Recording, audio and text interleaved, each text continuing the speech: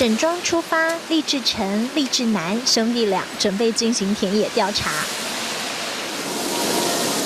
走进庙宇，按下快门，客家盘花入境，成为主角。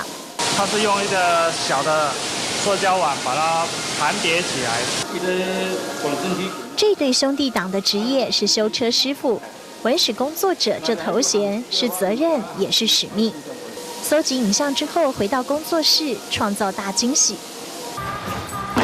大家好，我是马力兄弟，我叫大力，我叫小力，我们是六堆文史生态工作者。一说到马力兄弟，这名声可是响亮的很。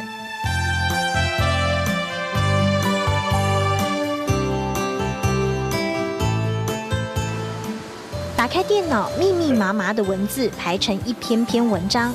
兄弟俩不是中文系毕业，也不是念传播学系，却能创办村刊。当我们一开始也是抱着说，好玩啊，去了解看看啊。当你实地去采访之后，然后去跟人家访问之后，挖掘出来的东西，你就会觉得说，让你会觉得很惊艳。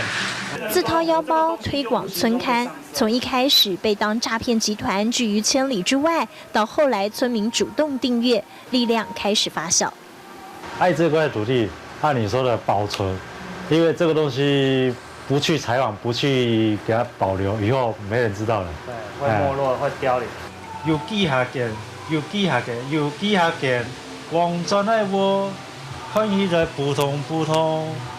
推广客家文化，马力兄弟唱给你听。厉志南填写歌词，再请别人作曲，还发行 CD。作为学弟啊，对啊，做得好，非常好。收入也唔会差。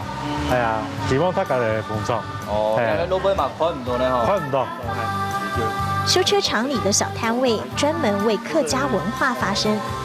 我们做任何事情不是为了得那个奖，我们认为平常这样做就已经是算得奖了。客家人向前行，唔驚風來，唔驚雨。若是要接受表扬颁奖，兄弟俩是躲得远远的。但是，一提到为客家庄贡献，一定跑第一。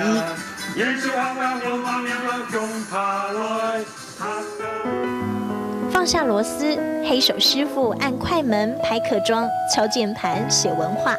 小小修车厂里，这对马力兄弟生活了我的感动时刻。